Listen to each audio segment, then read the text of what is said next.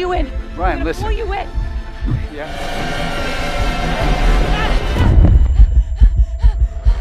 Wait. Coordinates.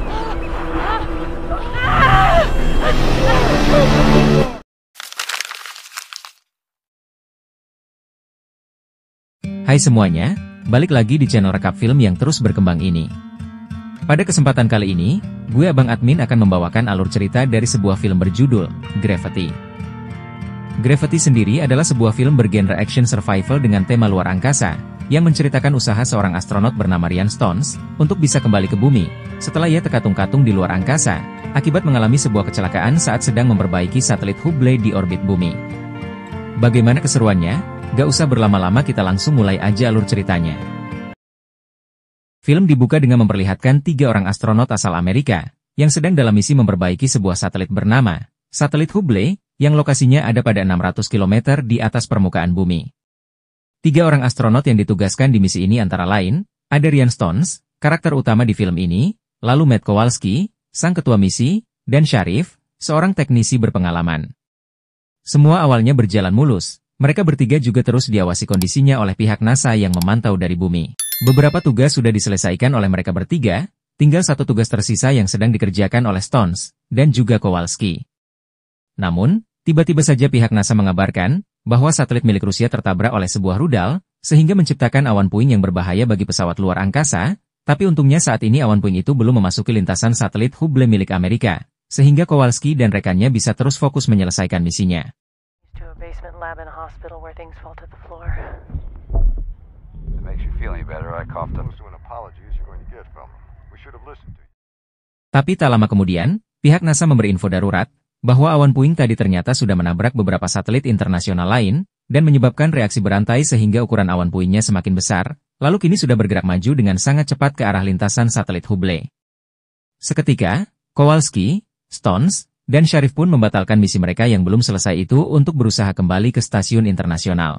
Sayangnya, saat berusaha menaiki pesawat induk dan meninggalkan area satelit Hubble, Stones tersangkut di sebuah besi pengait, sehingga Kowalski mau tak mau harus membantunya. Karena terlambat meninggalkan area satelit Hubble, pada akhirnya pesawat induk mereka terkena hantaman awan puing yang datang begitu cepat.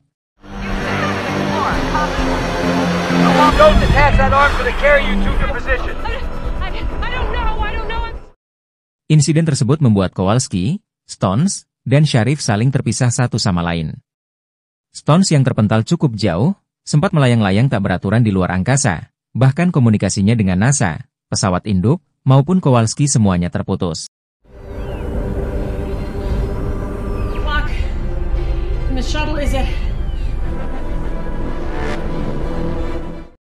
Untungnya, tak berapa lama saat Stones bisa mengendalikan dirinya, komunikasi dengan Kowalski kembali tersambung. Dengan sigap, Kowalski yang masih terikat dengan ransel jetpack langsung pergi ke arah Stones, lalu menyelamatkannya.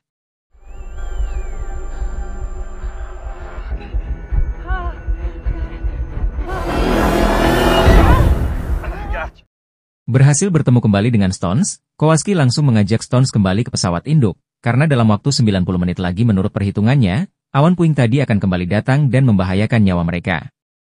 Sayangnya, di sini Kowalski dan Stones tak bisa menghubungi awak pesawat induk, maupun pihak NASA karena insiden tadi. Singkat cerita, saat sudah mendekati pesawat induk, Kowalski dan Stones menemui tubuh Sharif, tapi sangat disayangkan Sharif sudah tiada. Sharif di sini wajahnya terlihat sangat hancur, akibat tertabrak awan puing tadi. Setelah itu, sesampainya di pesawat induk, Kowalski dan Stones menemui kenyataan, bahwa pesawat induk tersebut sudah rusak parah, sehingga mereka tak bisa memakainya untuk kembali ke bumi maupun stasiun internasional. Mencoba tidak panik, Kowalski melihat masih ada harapan, yaitu mereka bisa pergi ke stasiun luar angkasa internasional yang jaraknya tak begitu jauh dari posisi mereka saat ini, menggunakan ransel jetpack milik Kowalski. Tanpa pikir panjang, Kowalski dan Stones langsung bergegas pergi menuju stasiun luar angkasa internasional.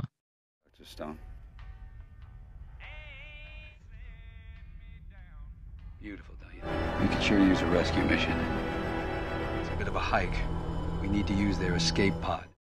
Dalam perjalanannya menuju stasiun luar angkasa internasional, Kowalski terus berusaha menghubungi markas NASA, meski tak ada jawaban. Lalu untuk mengisi keheningan, ia juga sesekali mengobrol dengan Stones, terkait kehidupan pribadi mereka masing-masing. Kemudian saat mendekati area stasiun luar angkasa internasional, atau kita sebut saja stasiun ISS, Kowalski melihat satu dari dua pesawat sekoci darurat di sana sudah hilang, menandakan kalau sudah ada proses evakuasi di sana sebelumnya. Sementara sekoci yang tersisa, kondisinya nampak tak baik dan kemungkinan tak akan bisa dipakai kembali ke bumi. Singkat cerita, beberapa saat kemudian akhirnya Kowalski dan Stones sampai juga di stasiun ISS. Namun, mereka berdua kesulitan untuk mencari pegangan, sehingga keduanya terpental jauh, bahkan ikatan tali mereka pun sampai terputus.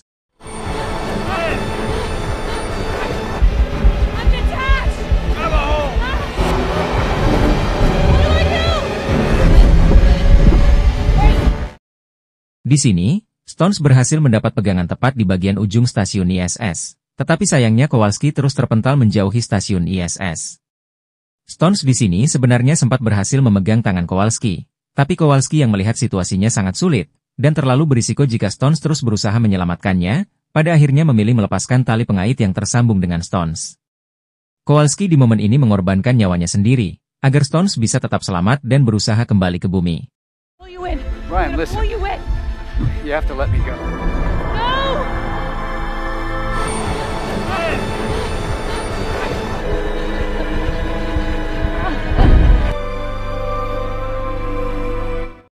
Setelah melepaskan ikatannya dengan Stones, di sini sebenarnya Kowalski masih bisa berkomunikasi dengan Stones, karena jarak mereka belum terlalu jauh.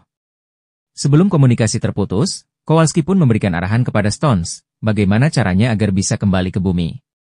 Kowalski menjelaskan bahwa saat ini kondisi sekoci darurat, bernama Soyuz di stasiun ISS sudah rusak, dan tak bisa digunakan kembali ke bumi.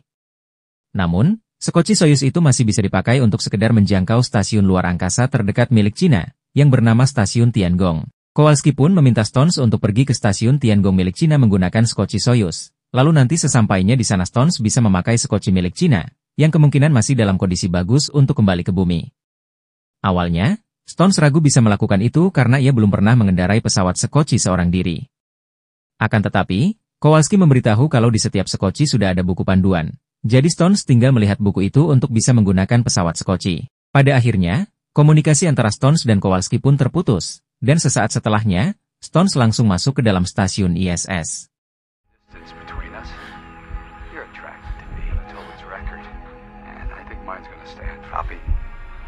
I'm gonna take the Soyuz and come To here. the west. You see that? Begitu masuk ke dalam stasiun ISS, Stones lebih dulu pergi ke ruang komunikasi. Di sini, terlihat ada percikan api di dalam stasiun ISS, tapi sayangnya Stones tidak menyadari hal tersebut. Lalu, sesampainya di ruang komunikasi, Stones langsung berusaha menghubungi pihak NASA maupun Kowalski, tapi sayangnya tak ada jawaban apapun yang ia dapat. Di saat sedang berusaha mencari pertolongan, tiba-tiba saja alarm keamanan stasiun ISS menyala dan memperlihatkan adanya kebakaran di beberapa bagian ISS. Di momen ini, Stones awalnya berusaha memadamkan api yang ada, namun ia sadar api-api itu terlalu besar. Alhasil, ia pun langsung bergegas masuk ke dalam sekoci Soyuz untuk menyelamatkan diri.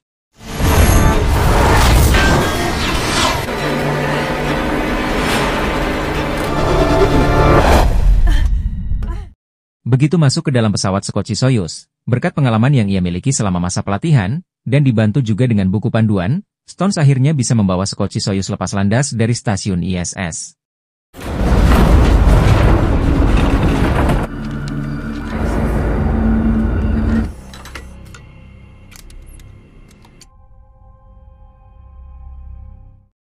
Sesaat setelah berhasil lepas landas, sayangnya ekor pesawat sekoci Soyuz tersangkut di sebuah tali parasut raksasa. Hal ini membuat sekoci Soyuz terombang-ambing di sekitar stasiun ISS, dan hampir bertabrakan dengan stasiun ISS. Untungnya dengan tenang, Stones berhasil mengendalikan situasi tersebut.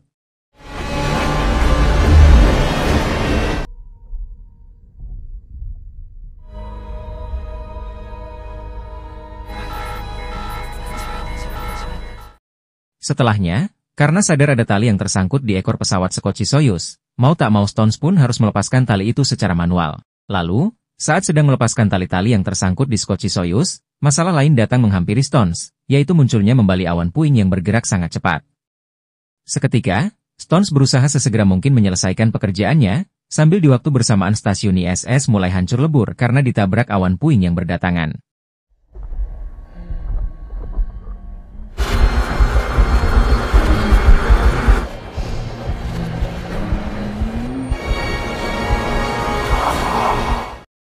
Untungnya, meskipun kesulitan, Stones bisa melepaskan tali yang tersangkut di skoci Soyuz, tepat saat stasiun ISS akhirnya meledak dan hancur berkeping-keping.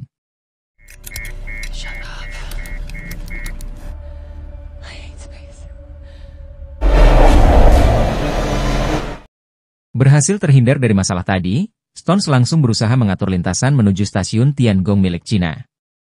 Di momen ini, Stones agak kesulitan menentukan lintasannya karena salah satu sayap skoci Soyuz yang ia naiki sudah hancur karena insiden tadi. Tapi untungnya, dengan usaha keras, Stones bisa mengatur lintasan tersebut.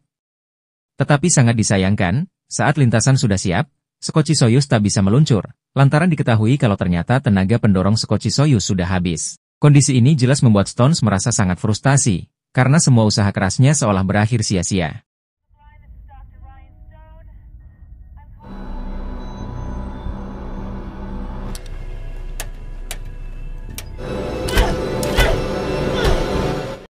Di tengah keputusasaan itu, tiba-tiba saja ada komunikasi masuk ke saluran komunikasi milik Stones, yang ternyata berasal dari awak astronot di stasiun Tiangong. Sayang sekali, saat Stones berusaha berkomunikasi dan meminta bantuan, ia sadar kalau ternyata siaran komunikasi yang ia terima itu hanyalah sebuah rekaman suara dari stasiun Tiangong, yang artinya sudah tak ada siapa-siapa juga untuk dimintai bantuan di stasiun Tiangong.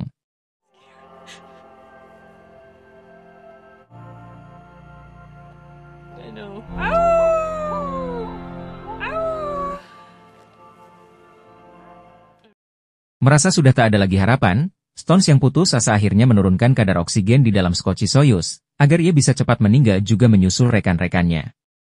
Akan tetapi, beberapa saat kemudian hal ajaib muncul, yaitu ketika tiba-tiba saja Kowalski datang dan ikut masuk ke dalam skoci Soyuz. Padahal tadi Kowalski posisinya sudah terlempar sangat jauh dari posisi Stones dan kemungkinan juga tak selamat. Saat masuk, Kowalski lantas menjelaskan kalau ia bisa selamat dan menjangkau posisi Stones, berkat daya cadangan yang ia temukan di ransel jetpack miliknya. Tanpa berpikir panjang, Kowalski langsung berusaha membantu Stones menjalankan Soyuz menuju stasiun Tiangong. Namun, Stones memberitahu kalau daya pendorong Soyuz sudah habis, sehingga ia tak bisa kemana-mana. Sebagai senior, Kowalski pun menjelaskan pada Stones, bahwa sebenarnya masih ada cara lain menjalankan Soyuz, yaitu dengan sebuah sistem teknik bernama soft landing. Stones yang tahu teknik itu hanya bisa digunakan untuk proses pendaratan sempat bingung, tapi Kowalski mengatakan kalau teknik ini bisa digunakan juga agar skoci Soyuz mendapat tenaga pendorong tambahan untuk sampai ke stasiun Tiangong. Tak lama setelah mengatakan hal tersebut, Kowalski tiba-tiba saja menghilang.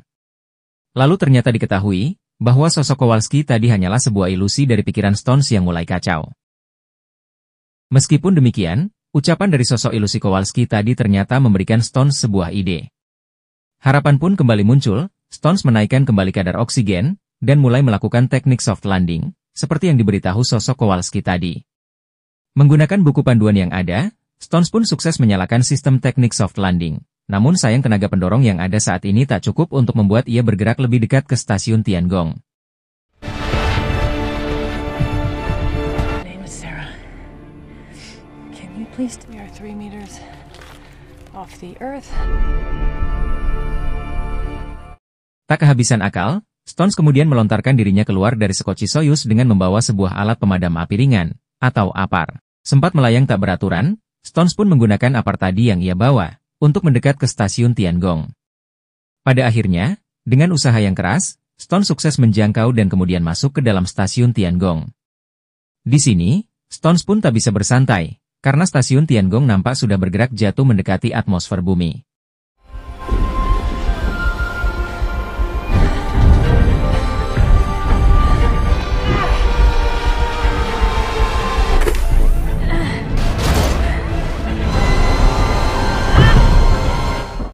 Stones kemudian langsung bergerak masuk ke dalam pesawat skoci milik Cina, yang bernama Shenzhou. Begitu sampai di dalam Shenzhou, Stones sempat kebingungan karena semua petunjuknya memakai bahasa Cina. Untungnya, cara mengoperasikan Shenzhou tak berbeda jauh dengan Soyuz, sehingga Stones bisa melakukan pemisahan Shenzhou dengan stasiun Tiangong, tepat saat ia jatuh memasuki atmosfer bumi. Selama memasuki atmosfer bumi, guncangan hebat terjadi, bahkan beberapa bagian Shenzhou mulai terbakar. Untung saja, Stones bisa mengendalikan semuanya, sampai akhirnya skoci Shenzhou berhasil memasuki area langit bumi.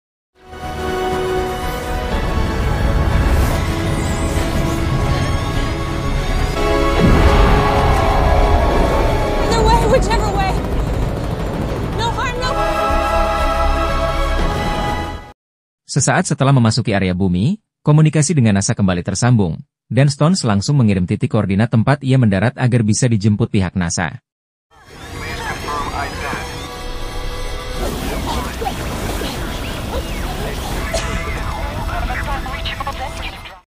Singkat cerita, Stones menggunakan Scotty Shenzo akhirnya bisa kembali mendarat dengan selamat di bumi, setelah melalui banyak sekali situasi sulit yang mengancam keselamatannya di atas sana.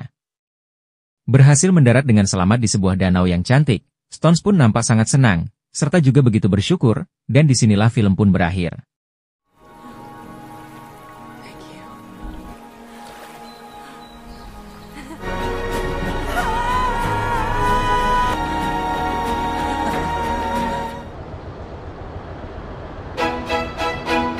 Oke semuanya, itu dia alur cerita dari sebuah film berjudul Gravity, sebuah film survival bertemakan luar angkasa yang sangat menarik.